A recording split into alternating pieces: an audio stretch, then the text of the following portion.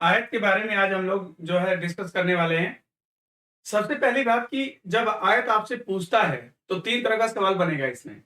पहला पूछेगा कुल आयत की संख्या बताओ। कुल आयत की संख्या बताओ। दूसरा पूछेगा केवल आयत की संख्या बताओ।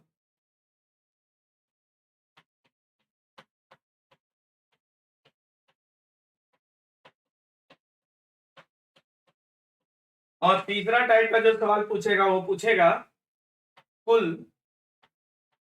चतुर्भुज की संख्या बताओ। कुल चतुर्भुज की संख्या बताओ।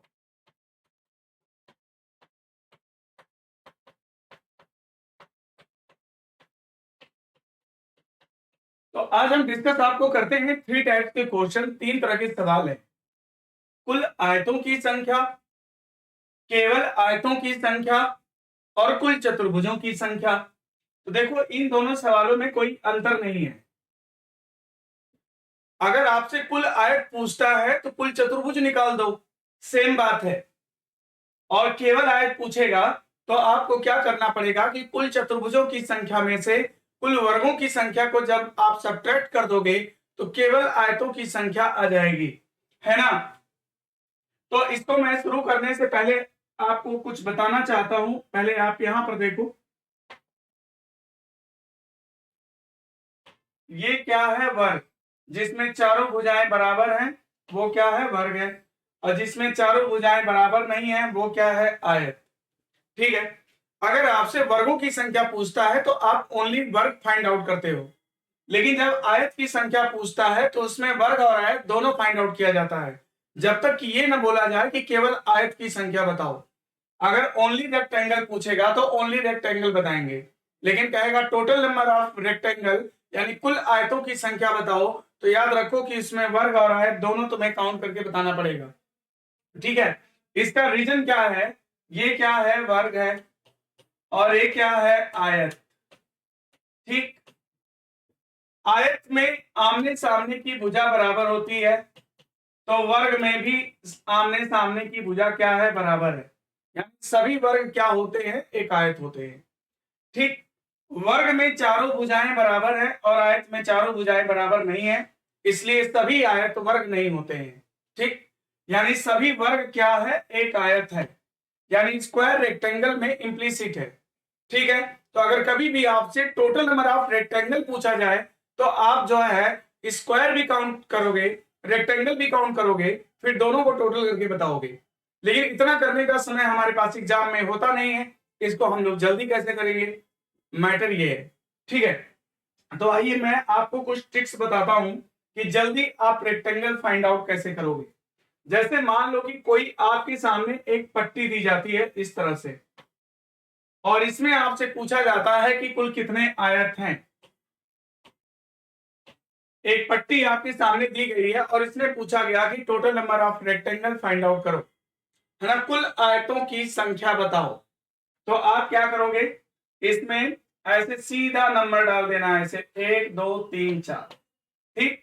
और आप इसे ऐड कर देना, वही आंसर हो जाएगा। 4 3 7 2 9 और 1 10। इसमें कुल आयतों की संख्या कितनी है? 10 है। ठीक है। अगर आप कहोगे गिन के दिखा दो, तो चलो अभी आकृति छोटी है, मैं गिन के दिखा सकता हूं, लेकिन आकृति जब बड़ी हो जाएगी तब मैं नहीं गिनूंगा। ठीक है। तो यहां पर देखो, यहां पर 1 2 3 4। अभी मैंने आपसे बोला ना कि सभी वर्ग एक आयत होता है। तो अगर कुल आयतों की संख्या पूछेगा ना तो आपको वर्गों की संख्या भी फाइंड आउट करना होगा और आयतों की भी फाइंड आउट करना होगा, फिर दोनों को ऐड करके बताना होगा। तो यहां पर देखो कितने आयत हैं, तो 1 2 3 4, 4 तो यही हो गए। अब इस लाइन से यहां तक आप चलोगे, दो दो को मिलाकर देखो 5 हो गया ना। 5 यहां से यहां तक ले लो, ये हो गया 6।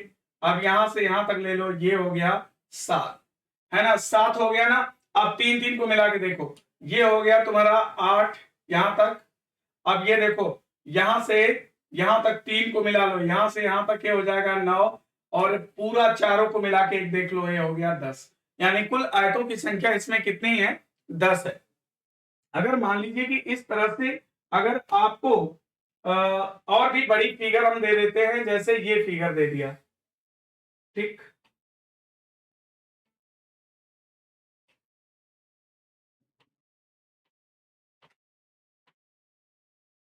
और इसमें अगर हम कुल आयतों की संख्या अगर आपसे पूछते हैं तो क्या बताओगे?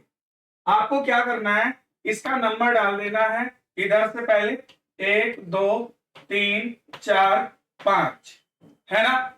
हॉरिजॉन्टल नंबर भी डालना और वर्टिकल नंबर भी डालना, 1 2 3, ठीक। अब आप हॉरिजॉन्टल ऐड कर लो,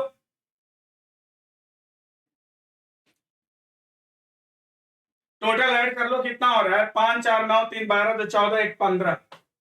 टोटल ऐड करो, 5 4 9 3 12 2 14 1 15, और वर्टिकल भी टोटल ऐड करो, 3 2 5 और 1 6, है ना? तो इसमें क्या करना है कि इसका हॉरिजॉन्टल सम ले लेना है, वर्टिकल सम ले लेना है, मल्टीप्लाई कर देना है। तो 6 में 15 से गुणा करोगे, 15 छक्का 90। याद रखना कि इसमें टोटल जो आयतों की संख्या है, कुल आयतों की संख्या अगर पूछता है तो इसमें आप क्या बताओगे? 90 बताओगे, है ना? अब एक चीज यहां पर समझते चलो कि देखो, अगर कुल आयत पूछेगा तो 90 है, लेकिन अगर केवल आयत पूछा तो, केवल आयत पूछा तो क्या करोगे? तब सुनो, तब तुम्हें इसमें से वर्गों की संख्या पहले निकालना होगा, है ना? कुल चतुर्भुज पूछे तो क्या बताओगे? कुल चतुर्भुज भी पूछेगा तो भी 90 बताओगे, कुल आयत पूछेगा तो भी आप 90 बताओगे, है ना? लेकिन केवल आयत पूछ लिया तो क्या करोगे? अब इसमें वर्गों की संख्या निकाल लोगे, और ये नॉन सिमेट्रिकल फिगर है क्योंकि इसमें नंबर ऑफ वर्टिकल लाइंस और number of horizontal lines equal नहीं है। तो नॉन सिमेट्रिकल फिगर में वर्ग निकालना मैं आपको सिखा चुका हूं कैसे।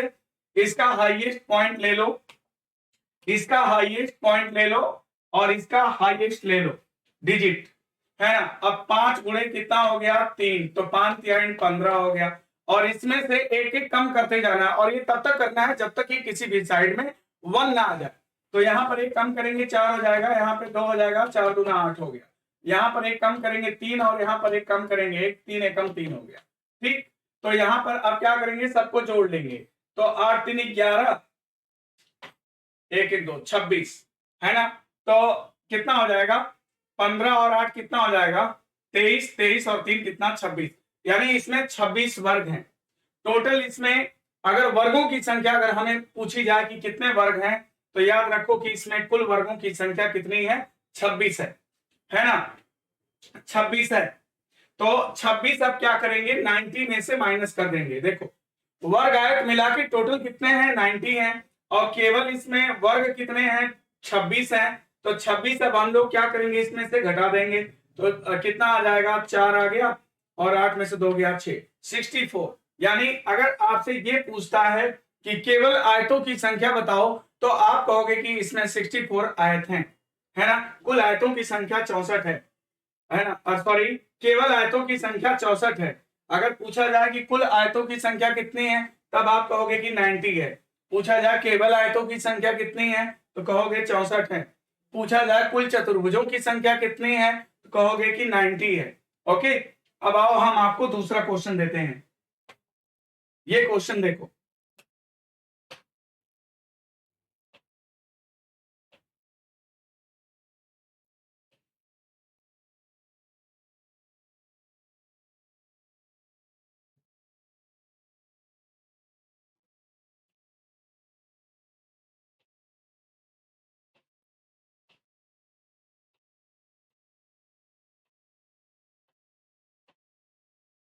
अगर इस आकृति में आपसे पूछा जाए कि कुल आयतों की संख्या बताओ, तो कैसे करेंगे? देखो, ये 3 पट्टी है जिसमें कि इस तरह से ब्रिक्स के लाइक काटा गया है। तो इसको कैसे सॉल्व करेंगे? देखो,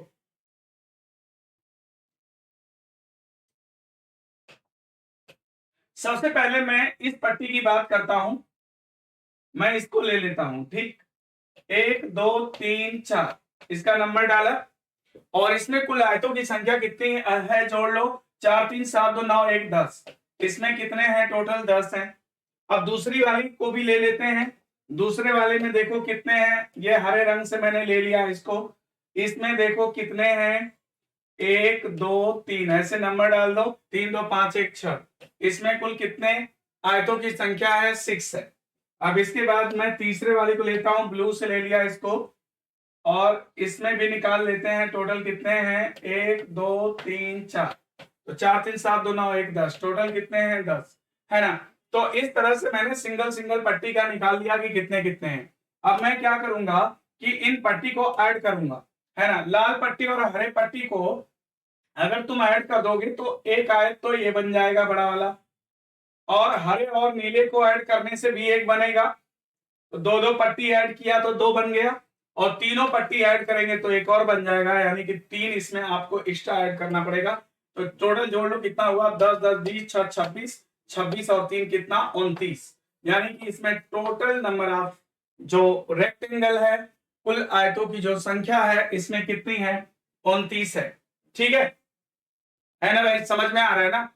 टोटल कितने हैं? 29। अब आइए आपको मैं दूसरा दिखाता हूं। जैसे मान लो इस तरह की आकृति आ गई,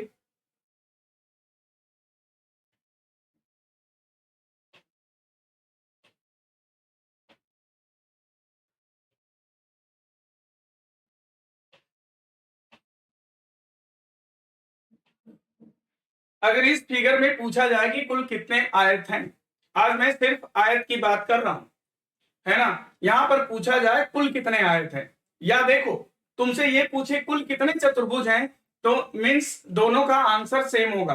कुल आयतों की संख्या मीन्स कुल चतुर्भुजों की संख्या, लेकिन केवल आयत पूछेगा तो वर्गों की संख्या जो है उसमें से माइनस करना पड़ेगा, है ना। तो देखो अगर तुमसे पूछा जाए इसमें कुल कितने आयत हैं, तो सबसे पहला काम क्या है कि इसका ऐसे नंबर डालना, 1 2 3, है ना। जोड़ के रख लो, 3 2 नहीं, 3 2 5 और 1 6, है ना। इसी तरह से वर्टिकल नंबर डालो, 1 2 3, जोड़ के रख लो, 3 2 5 1 6, है ना।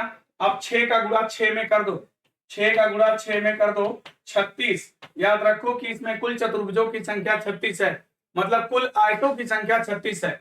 जब कुल आयत पूछा जाता है तो उसमें वर्ग भी इंक्लूडेड होता है ना। तो 36।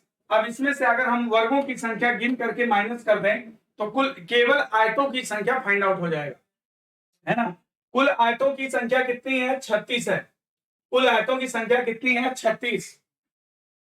अब हम क्या करेंगे, कुल वर्गों की संख्या पहले निकालेंगे, फिर 36 में से माइनस कर देंगे तो केवल आयत आ जाएंगे।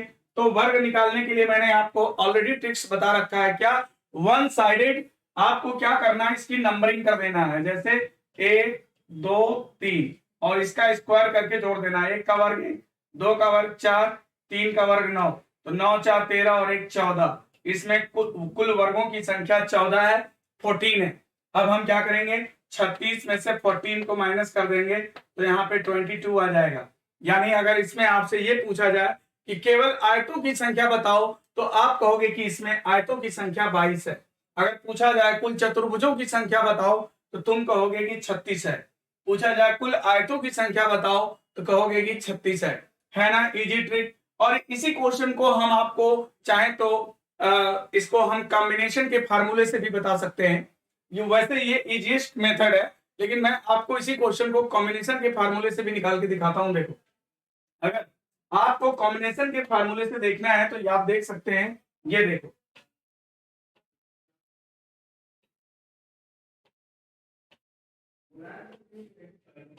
अगर आपसे पूछा जाए कि इसमें कुल आयतों की संख्या बताओ, इट मींस क्लियर कि कुल चतुर्भुजों की संख्या वो जानना चाहता है।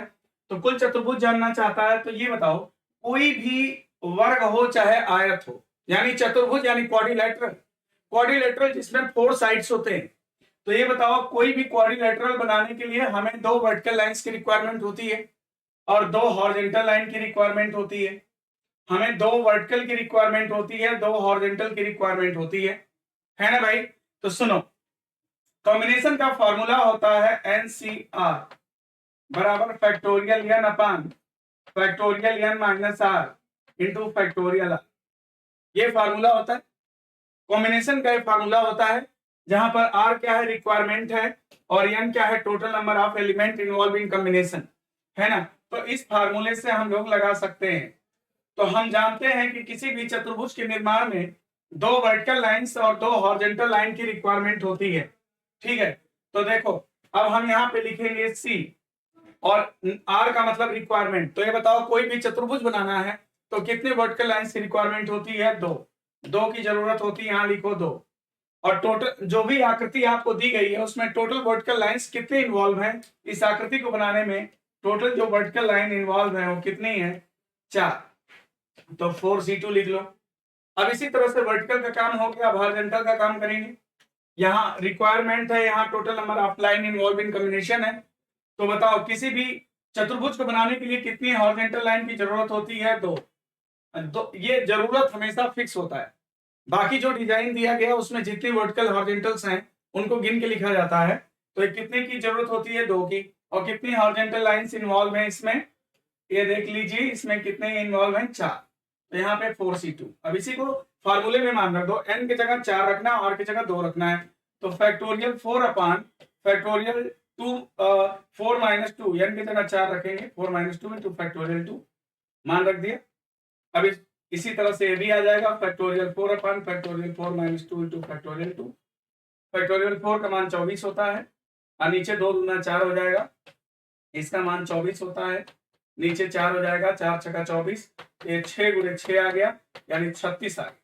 कुल अगर हम लोग कॉम्बिनेशन के फार्मूले से लगाते हैं तब भी आ गया। कुल आयतों की संख्या इसमें 36 आ गई है ना। और वर्गों की संख्या आप जानते हैं, वन साइडेड नंबर स्क्वायर कर दीजिए, 3 3 के 9, 2 दूना 4, 1 14 आ जाएगा। और 36 में से 14 आप घटा देंगे तो आंसर आ जाएगा, यानी कि केवल आयतों की संख्या इसमें 22, कुल चतुर्भुजों की संख्या इसमें 36, यानी कुल आयतों की संख्या 36, और केवल वर्गों की संख्या अगर पूछा जाए तो 14 है ना। इस तरह से कोई भी क्वेश्चंस का जवाब हम लोग दे देते हैं।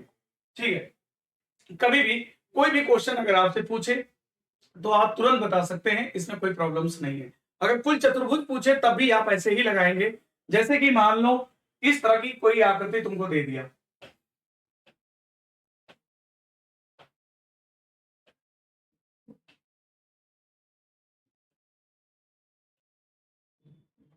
ऐसी आकृति बना के दे दिया और इसमें पूछ लिया कि इसमें अगर तुमसे मान लो ये पूछ लिया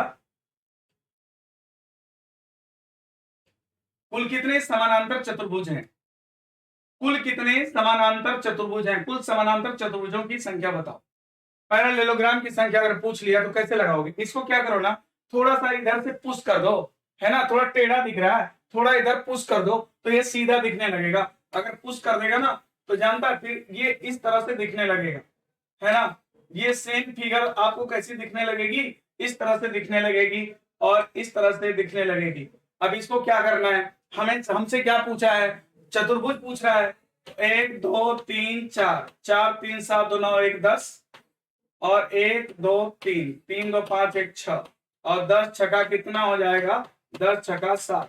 इसमें कुल पैरेललोग्राम की संख्या अगर पूछता है तो आपका आंसर होगा 16 है ना। तो इस तरह से आप किसी भी क्वेश्चन का आंसर बता सकते हो। दोस्तों मैं ऑलरेडी आपको स्क्वायर क्लियर कर चुका हूं और इसके बाद आज मैंने आपको रेक्टेंगल की बातें करा है और इसके बाद इस तरह से मैं ट्रायंगल, मैं रेगुलर जो है जब से आप लोग का बंद है तब से मैं आपको रेगुलर कुछ न कुछ देता आ रहा हूं। और एक संदेश अकेडमी के जितने भी स्टूडेंट्स हैं मैं सूचना भी देना चाहता हूं कि जैसा कि सरकार ने 6 तारीख तक बंद किया हुआ है, 7 तारीख से पुनः सारी कोचिंग हमारी खुल जाएगी। तो आप लोग जो है अब घर से धीरे धीरे यहाँ पर इलाहाबाद में आना शुरू करें। ठीक है, ओके, थैंक यू।